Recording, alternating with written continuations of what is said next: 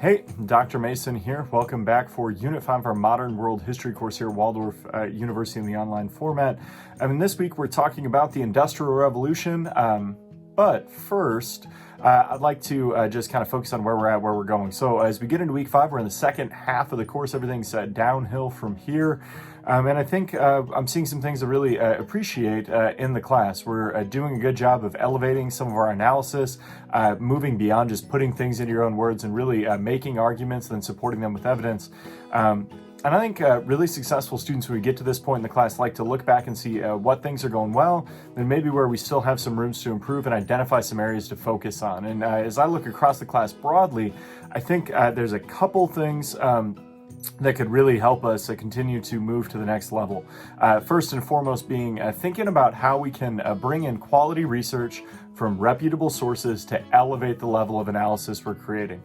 Part of that's getting into the online library, part of that's getting better familiarity with not just summarizing what you're looking at, but also kind of constructing your own argument, pulling in those sources, and then bringing your own unique perspective to put together some really high quality analysis. And I think you got a lot of opportunities to do that. 2 of them this week as we start getting into the Industrial Revolution. So you can do this on the discussion board. Our question is taking into account the financial and economic changes, technological advances, social consequences such as nature of work and living conditions, and all the rest of the transformation that occurred during the revolution. What did humankind gain and what did it lose? And I think this is where your own perspective can really pair nicely with some of this research. So if I were approaching this, one of the things I would do is identify when I'm going through the reading for the week, what I really want to zero in on, whether that's a technological advance. Maybe you want to talk about steam power.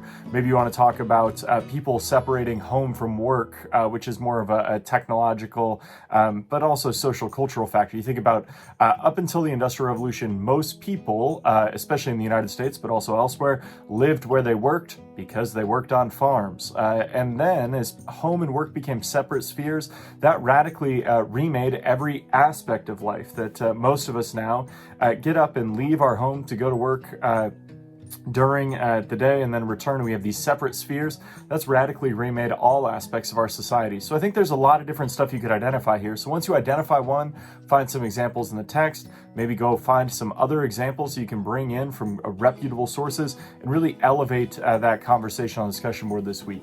The other thing you have to do is also focus on the Industrial Revolution. That's the Unit 5 essay. And this is, again, 2 pages, not counting your title page and your references and that stuff. You do need to be bringing in 2 outside sources from the Waldorf Online Library aside from the textbook. That's an area a lot of us are maybe struggling with or just not doing, and that's going to show up in the grading this week if you don't go find those 2 sources. So the Industrial Revolution is often a story presented as a European development, and rightly so, because it happens there first. You think about in Great Britain, then other European countries, we're going to see machine industries developing.